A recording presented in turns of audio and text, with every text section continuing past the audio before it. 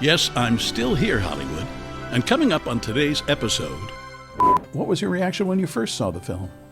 I just come back from an audition, and there was a theater that had this little kiosk kind of thing outside of it, and they would run the trailer, and it was a trailer for Saturday Night Fever, which I had never seen, and I was just sort of blown away. And then it was one of those, "Hey, are you her? You look like her. Are you her?" And I said, "Yeah," and not sort of, and he went, "It's her. This is her." And I got so freaked out, and I got so scared. I went, "I have to go," and I just sort of went running back. Is the rumor true that you had just worked on dropping your Brooklyn ease when all of a sudden you had to bring it back again? So when I went in to audition for this part, this wonderful casting director named Shirley Rich said, "I thought you were from Brooklyn." And I said, "I am." She said, "Well, you don't sound like it." I said, "I don't." So she said, "Go home to your family and live with them for a while, and then I'll call you back to meet the director." And so, I called, "Mom, can I?" She says, "Oh, sure, come on, we'll have coffee, it'll be fine. Yeah, come on." Are you still friendly with John? John has always been and will always be this incredibly lovely man. I mean, he is such a sweet, caring individual. And even though with all the success, he's incredibly intelligent, but he never takes on this, too good for the room, too good for the, he lives in the moment, and he's stayed very much true to himself. To many of you, this will sound like ancient history, like the pyramids or Elvis. But these three words, Saturday Night Fever, ruled the movie world in the late 1970s. It made John Travolta a movie star instead of just Vinnie Barbarina. It made the Bee Gees pop icons, and it catapulted today's guest into dramatic actor history. This is Still Here Hollywood. I'm Steve Kmetko. Join me with today's guest, actor from Saturday Night Fever and TV's Angie, Donna Pescow. If you'd like to be more involved with us at Still Here Hollywood, you definitely can. Just visit patreon.com/stillherehollywood. You can support us for as little as $3 a month. Then you can see who our upcoming guests will be and submit questions for them. You can even tell us what stars you want us to have on as guests. You'll also get exclusive behind-the-scenes info, pics, video, and more. Again, that's patreon.com/stillherehollywood. Thanks for coming in today. I appreciate it. Our little set here. I'm happy We're Still to be Here here. Hollywood. Yeah. We're happy you joined us. Tell me, you had just left school when you got the role in Saturday Night Fever, hadn't you? I was out of school for about a year, not quite, yeah. So How many auditions had you been on? this was the first film audition I ever did. I had done theater for the most part. In fact, I think this was the first on-camera anything I'd ever done. And this agent I had at the time was really brilliant in saying, "It's nothing, it's a little role. Don't worry about it. Just, okay." Well, it was kind of a small role in terms of the big picture, but you did things with it. You won a Golden Globe for that role, didn't you? I won the New York Film Critics. New York Film Critics. Best supporting, yeah. But, I think, you get some of, in your career, you get one of those opportunities where you can really stretch it all out and do what you've been wanting to do. And I was just so lucky to do it so early on. So I wasn't as nervous because I didn't think about, how well the film would do or what all of that would be like. It was just a job. So lucky. A good job. A very good job. Were you surprised at what a huge hit it became? Oh, yeah. I think everyone was. Even the studio. I don't think anyone thought that it would be such, lightning in a bottle and it just explode that way. Can anybody explain it? I'm sure there are people that can explain it better than I can, but I think the film was very much of that era. I think in the 70s there were more sort of, gritty films, art films, films that had really sort of intense storylines, and then when they coupled that with the Bee Gees music, it was just this incredible recipe for success. But I don't know whether anyone really expected it to be what it became. I heard Leonard Maltin say not long ago that every movie is a reflection of its time, and that certainly was. John Travolta had just kind of come on the scene with Welcome Back, Kotter. He wasn't the huge star he became and still is. What was it like working with him in the beginning? Working with John was incredible. He was so generous with making everyone feel comfortable and not feel like they weren't equal in importance. And, he set the tone, I think. And everyone was so much of a team player, and everyone wanted it to be great, and everyone wanted it to be the best they could, do it. And he did something that I always thought was so extraordinary. After every scene, after every take, he would always say, "Are you happy? Would you like another take, or are you happy?"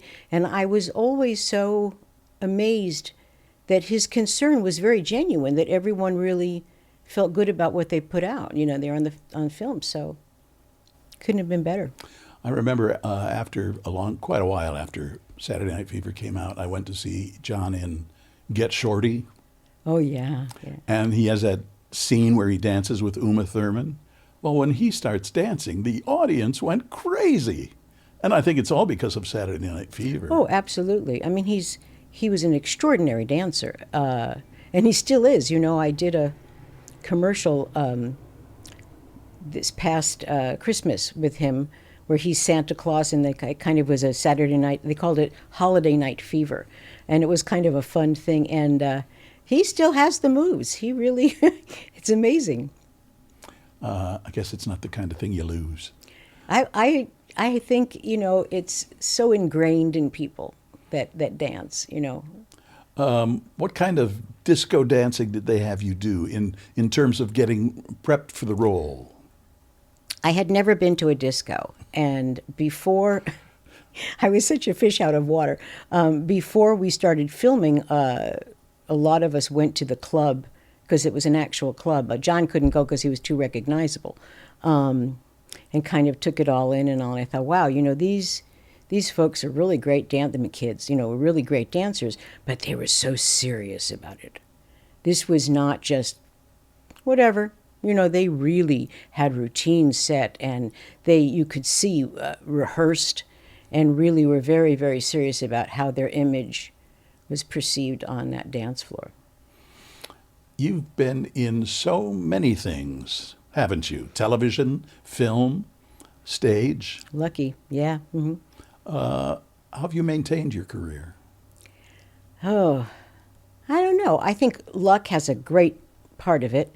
I just think so much of it is being really in a good mental place and being available to do what is presented to you and be excited about it. And, I've just been so fortunate to be in so many good projects. And, I think a lot of it has to do with just being on a roll. I mean, I've had down years, where I sort of sit there and think, well, maybe dental hygienist is a good thing, but, I mean, it's a roller coaster. You never know. But I've been really blessed. And I think attitude is a lot of it. Did you make the right choice of career? Oh, I didn't have a choice. No. I was such a hammy kid. I don't think, if I would have been a doctor, I would have lost every patient. I just don't think I was cut out to do anything else. You mean like I'll be right back? Yeah, I'd love to take out your, appendix, but I have an audition. So, I know. You were raised in Brooklyn, right? Mm-hmm. And the character you played, Annette, is from Brooklyn. Mm-hmm. Is it true? Is the rumor true that you had just worked on dropping your Brooklyn ease when all of a sudden you had to bring it back again? It is true. It is. I went to the American Academy of Dramatic Arts, and they have a very full curriculum, and very much like a lot of conservatories, they have all aspects of getting you ready to do professional work. And they had speech class, and I remember he was a very sort of austere kind of teacher, and he said, if you have a regional accent, you will never work. I'm telling you now, you need to sound very, very much like you come from nowhere, standard American speech. And so all of the, all of these kids, all of us who, some were from Texas, some were from the South, some were from the East Coast, everybody had a regional accent. And we worked very hard to make sure we sounded like we came from nowhere. And I would habitually start to correct myself because I thought it was never going to work. So when I went in to audition for this part, this wonderful casting director named Shirley Rich said, I thought you were from Brooklyn. And I said, I am. She said, well, you don't sound like it. I said, I don't. And I was trying, but it seemed false, because I was so confused at that point what to sound like. So she said, go home to your family and live with them for a while, and then I'll call you back to meet the director. And so, I called, Mom, can I? She says, oh, sure, come on, we'll have coffee, it'll be fine. Yeah, come on. And then there we are. Although I think I was a little bit heavier with the accent that I did for Annette. It was a little bit more intense. Did you have to work on losing it again? Not so much. I think I slip in and out of it. And now I think I have to really make sure I don't go there, because when I'm comfortable, I sort of go back into it a little bit. Get comfortable. Okay. Sure, no problem. Tell me about Angie. Angie was such a sweet story. It was Cinderella, really. And Gary Marshall had a million shows on the air at the time. All these great, Happy Days, Laverne and Shirley, I think Mork and Mindy. And we were all at Paramount, and we were all like one soundstage next to another. It was like sitcom college. It was kind of amazing. But Angie was, again, this really lovely story that was not silly pie in the face, which I have total respect for silly pie in the face. But this was more of a, a love story in a way, and the, one side of the tracks meets the other side, and blue collar meets white collar, and everything that people could relate to. So it was very sweet. What was your experience working with or for Mr. Marshall? Oh, I mean, it was a gift. He had such I know this is going to sound cliche, but he had a sense that all of his shows, people on his shows, it was like a family. And it wasn't, something that you wanted to have to come to. He wanted you to want to be there. And so it was just this lovely vibe all the time. And he hired the best people. So, the writing was great. The production was great. And we had an amazing cast. So, it was really a pleasure. He was so, I think, naturally funny. Oh, he pitched this show to me.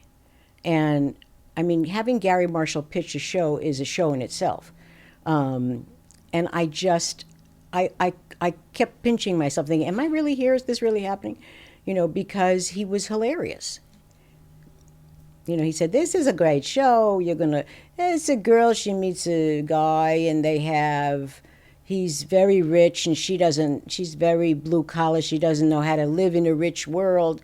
And they get a maid, and the maid teaches her how to live there and how to act, and everybody gets along. It's like hilarious. I think he directed the movie Runaway. Oh, I know he directed the movie Runaway Bride, and with Julia Roberts and Richard Gere. It was supposed to be kind of a distant sequel to Pretty Woman. But I remember going to a screening. It was at Paramount on a Saturday night, and the print was late. And so he stood up before a theater full of people, and he just vamped for about 30, 45 minutes. He was hysterical. Incredible. Yeah. Incredible. What talent he had. Great And guy. he loved what he did. So, you know, that was part of what was so appealing. You know, he really, just his heart and soul was so in it. And his sister Penny, Brilliant. brilliant. And I think he directed a number of episodes of Laverne and Shirley, although I'm not positive. I didn't do my research on that part. But I just know he was a great guy. Oh, amazing. And again, you know, I've had this incredible run of luck with first-time experiences. That was my first TV show. Saturday Night Fever was my first film, you know, and to experience the kind of production, the kind of artistic, full-on scene, you know, in all of it. It was just amazing. You know, I was so blessed and very spoiled very early on. So I just assumed that's how it was going to be all the time. Au contraire. En contraire. How did Saturday Night Fever change your life? Oh, I went from leaving pictures and resumes to, you know, getting phone calls saying they want to, you know, set up a meeting with you and Dino De Laurentiis. And I thought, do you have the right number? You know, it was just, it was a leap. It made a career happen, you know. And I was really just blessed because I had no clue that, I mean, I knew this was unusual, and I knew that I was really in a world that I didn't quite understand yet. So I was overwhelmed, I think, a lot of the time. And when I look back on it now, I think of it differently because I realized just how spectacular. At the time, I just kept going forward thinking, all right, just get through it and it'll be fine. I was, you know, nervous all the time. I've had experiences like that. Yeah. Usually when I'm dating. Just get through it. That's it. You had to do quite a bit in that movie. I mean, you ran the gamut of emotions. Mm-hmm. The backseat of a car, a member of your crew, group that you were friendly with in the movie, falls off the bridge and dies. I remember you particularly in that scene because you had to get so emotional that it was very effective. Thank you. Do you ever wish you could go back and experience it again? You know, that's a great question. I was so young and new to it all, and I had such good training. I had graduated from the academy, as I said, and then I worked with Lee Strasberg, and I had wonderful, you know, training, and I was so able to just immerse myself in the work and not think about all the exterior things, whether it'll be successful, what this will do for my career, will it make a lot of money, you know, all of that. None of that was in my thinking because I didn't know anything about it, and I didn't think to think about that. So I was really so into the scenes and the character and what was going on within the film. I don't know if I could do that again because I know too much now, and I'd worry about other things now. And you get not judgmental in a bad way, but you start to almost start thinking about what it's going to look like before you've even done it. So you're working on two different levels. One is like, what'll be, you know, how should I do this and how will it look on film, and what am I doing with the character? You know, where Saturday Night Fever, it was just acting. It was just about that, which was, I don't think there's anything better for an actor. Yeah. When's the last time you saw it? You know, it's got to be at least 5 or 6 years ago. I mean, I've seen pieces of it, of course, but just to really watch the whole thing, they did a screening of it at Hollywood Forever. They have these Oh, yeah, at the cemetery. yes. And so they asked me to speak and sort of introduce the film. And my son, who was, I guess, 20 maybe. Oh no, wait a minute, he was younger. He came with my husband and I. We all. And this was the first time he'd seen this film on a big screen in its entirety. And that was exciting for me and scary for me all at the same time, because of all these scenes we're discussing. So that's the last time I really saw it where I was emotionally invested in it. I saw it not too long ago. I don't know why, but I just called it up. Now with television, you can just Sure. speak into your remote control and up it comes, which I think is great. Yeah. We never had that when we were younger. No. We had one television, and everybody had to, decide who was going to get their choice of show. Yeah, and we had to make certain the antenna was in the right direction, and we had a little thing that you used that would rotate the antenna on the roof. That's so funny. Hey, and we were the last to get color TV. We were too. Yeah. And we'll be right back. What was the whole audition process like for Saturday Night Fever? It was, from what I remember, they gave us sides, which are just, little pieces of the script, which made very little sense outside of, having the whole script, but nobody is given the whole script at that point in your career, very rarely. And so it was partially the material on the sides and a lot of improvisation, and which I loved. That actually made it better for me. So they'd give you, the first, by the way, we had two different directors. Initially, John Avildsen was supposed to direct it. So I had a few auditions with him. And then when they switched directors and brought John Badham on, I had a few auditions with him. So, it was this interesting process where somewhere in the middle there was a pretty good time factor. So I just assumed it wasn't happening.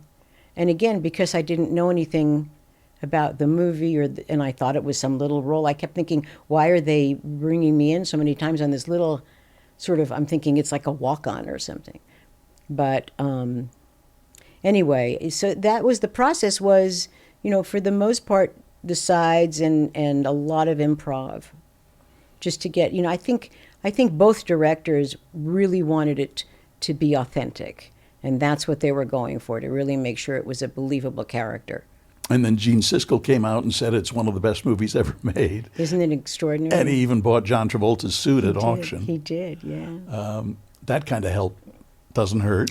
Does not hurt. One of the biggest critics of the time. What was your reaction when you first saw the film? Wow. You must have been nervous that night. I was blown away. I mean, there's a funny story where I was, I think it took almost a year, I guess, from the time we finished till it was released, or we're close to it. And so, I'm back on, auditioning for Broadway shows and whatever. And I was walking down Broadway, and there was a theater. I had just come back from an audition, and there was a theater that had this little kiosk kind of thing outside of it. And they would run the trailer, like there was a little TV monitor inside, and they'd run a trailer of an upcoming film. And there's a bunch of people standing around it, and I'm kind of thinking, oh. And I made my way into it. And it was a trailer for Saturday Night Fever, which I had never seen. And I was just sort of blown away. And I'm standing there, obviously, people think, she's a little bit over the top here, like looking at all this. And then it was one of those, hey, are you her? You look like her. Are you her? And I said, yeah.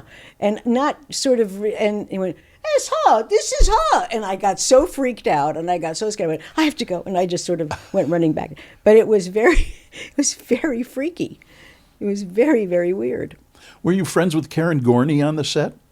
No, no, not really. I mean, we were when we'd be there at the same time, but it was very rare because we didn't have any scenes together, Right, you except for played that the- dance scene, obviously at the end. So And you were competing for the same man, kind yeah, of. but it's really funny because you could do a movie and never meet the other people that are in the film unless you have scenes together. And of course I had met her, and we were able to get to know each other to some extent. But I think I got to know her more after the film. So, Are you still friendly with John? yeah. I mean, I don't see him very often, but that commercial that we did last year was sort of amazing because, suddenly we're revisiting that whole world again. And that was kind of spectacular. And, John has always been and will always be this incredibly lovely man. I mean, he is such a sweet, caring individual. And even though with all the success, he's incredibly intelligent, but he never takes on this, too good for the room, too good for the, he lives in the moment, and he's stayed very much true to himself. Oh, you've been married to your husband Arnold for a very long time. I know. Tell me about that. The thinking, I'm trying to- thinking is, from the outside looking in, that Hollywood is full of divorced people. Yeah, I know. And we're married, let's see, it will be 38 years. And I think that's a golden anniversary in Hollywood. I have to say, with all of the luck I have had in my career, this is some of the luckiest stuff that ever happened to me, is meeting Arnold and having our son. And that keeps me more grounded and more in touch with reality than anything else. And, I really am one of those people that I love to work, but I also love to go home. And I feel so fortunate that even though he and I have been married all this time, nobody makes me laugh more. Nobody is better company. I can't. During COVID, when everything was shut down, I'd say to him, "Gee, it doesn't feel all that different." I mean, it does, of course, in terms of going out and seeing friends and all that. But I was happy to spend 24/7. And there'd be moments, we'd say, "Let's take a break," But for the most part, it's still wonderful. What does Arnold do? He was in advertising. He had his own agency, and he's a writer. So he, did a lot of very well-known copywriting in various times of his life before he opened up his own agency. So he had a real understanding of this world without being in the same field as me, which was a really good thing. I would imagine it would be difficult to come home and, having done the same thing, both of you, all day long, you need to get away. Yeah, I think it's great to know what's going on in someone's work life and what it takes for them to do that, and respect that. But that requires a lot of give and take, and it doesn't always work. Somehow we lucked out. There's always hills and valleys, but I've always said I'm better with him than I'd ever be without him. Did you keep anything from the film? Again, hindsight, right? If I would have thought about it, I would have kept that little jacket because it was just such an iconic thing for that character. But no, I didn't. I kept the cross that she wore. If I can do it, I will always ask if I can take one little from each character. But no, I didn't take any of the. I'm sure all of that polyester is still alive somewhere. Yep. Say, I think I missed it somehow. I don't know how. But I understand you were also in the finale of The Sopranos. Yes, yes. What was that like? That was extraordinary. I had watched that show religiously. I was so in love with that show and the characters and everything about it. And I kept thinking, can't they find something for me, or is in there something I can audition for? And it was just one of those things where, it didn't happen until the very last episode. And it was amazing. That was obviously the show's last production. So it was very emotional for the people that were on that show. And I kind of felt somewhat intrusive because it was such a deep thing for when they would do their last scene and they would leave and everybody would sort of surround them and as the actors kind of left, if this was their last scene, the AD would say, and this is so-and-so's last, and they'd applaud and cry. And it was really amazing to be a part of that.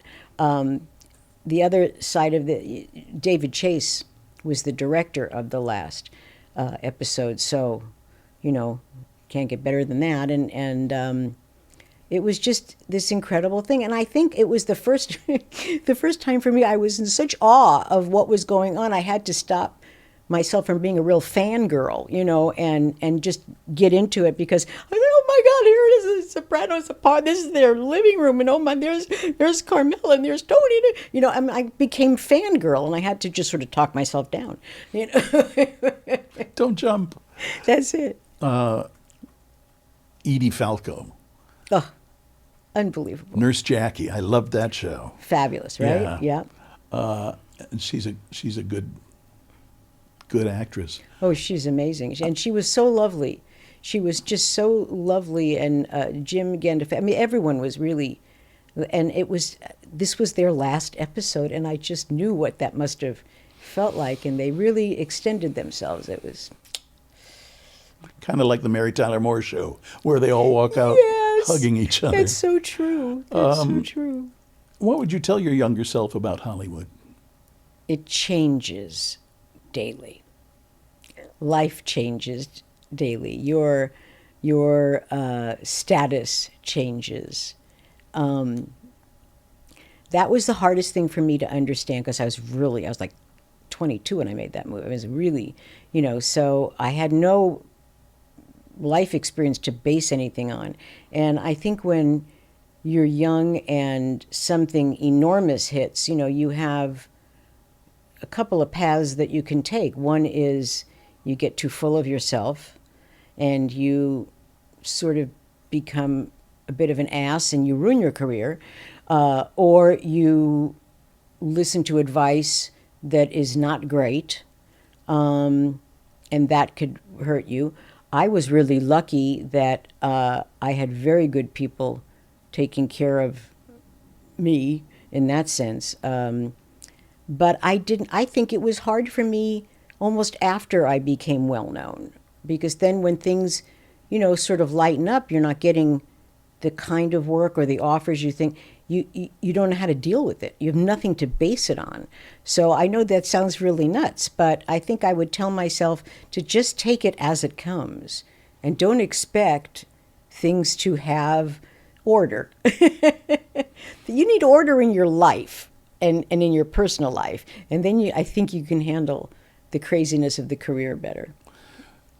But the Hollywood mindset is that always in the back of your mind, at least when I was living out here, even just doing TV, I always thought, there's a competition going on.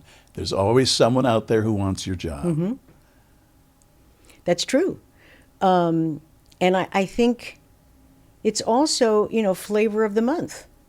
Things change. It's age. I'm not, there are not as many roles for me now that there were then. And, it's so unpredictable. And people are unpredictable. And the way they behave is unpredictable. And when one of the smartest things someone ever told me was, don't assume you know how a person is going to behave until you spend a little time with them. Don't assume they're in the same mindset you are, because that's I think in life that's a great piece of advice, because you just assume people are going to think like you think. And then when they don't, or they don't behave the same way, you're so blown away by it that it paralyzes you.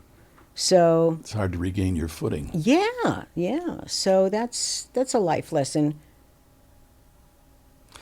The movie was also a big boost to the careers of the Bee Gees. Mm-hmm. Do you have a favorite song from the soundtrack? Wow. I always think of that soundtrack really as another character in the film. It was. I loved them all. I think the Yvonne Elliman song, If I Can't Have You, really was more sort of Annette's song. But all in all, I think every one of those songs were so great. I still hear Staying Alive on the radio on a pretty regular basis, which is amazing. And at my age, I have a whole new feeling about that song. But it's, I think my favorite song of all, maybe How Deep Is Your Love? That's a beautiful song. I agree. Do you have a favorite TV show these days? Oh, boy. With the 8,000 shows that are out there now, wow, I love The Bear. I love, it's like now I've got 30,000 titles going through my, I love the limited series. I was crazy about Ripley when they did the Townsend. Oh, yes. That was just brilliant. I love when they take another stab at something that was great and try and sort of revisualize it. I think television, generally speaking now, is better than it's ever been, because you're getting some of the best artists, writing, directing, acting, to now do limited series, so they have more time to really, do a storyline and really push the envelope. Would you do TV again? Oh yeah, I'd love to. I still do. I still, put my name out there. But I wouldn't do something I didn't like. There's the luxury. That's success to me. If you can say no to something that you just don't feel like you really want to do for whatever reason, and you can actually, say I'm okay without that check right now. I don't want to do that. That's success. So I'm trying to pick out shows I really, really like to do. I did a Grey's Anatomy last year, and again, that was fun because I've been watching that show for years, and they offered me a lovely role. So I thought, oh, how fun! It's a gift. I take nothing for granted. What do you do for fun these days? I have go to podcast. Fun. We travel a little. We just go to shows, go to concerts, whatever comes along. I don't have a major hobby, because I've always I've always thought of my work as the big brass ring at the end of it. So I don't know. I'm just sort of having fun on all of it, with both sides of it, personal, professional. Not many people can say that. No, I'm very lucky, very lucky. In your career, what was the most challenging event for you? Ooh. Challenging in terms of a role, or in terms of It's dealer's choice. Yeah, well, I guess the most challenging personally for me in my career is accepting the fact that I am not going to work, unless I'm doing another series, I'm not going to work 12 months a year, or a lot. I'm going to do more sporadic work. And that's hard at times because you want to do what you love. So that's a big challenge. The other thing I think is deciding if you want to make a big change. Sometimes, Arnold and I will say, it would be nice to move maybe to, someplace that has a beautiful forest or a beautiful beach or something, and just, say goodbye to all of the stress and whatever. And we say, yeah, it's great. And then, it goes away. It passes. It does. Is it true you played the first lesbian on a soap opera? I did. I had just finished Angie, and the producer and the casting director of All My Children, who I knew, called and said, "Listen, we're finally getting permission to do a storyline, and it was an ABC show, and they'd like to get someone who, not only could, do the role, but who's a little more well-known and kind of make it a little bit of a big guest part." And I'm listening to this, and I'm thinking, okay, tell me about.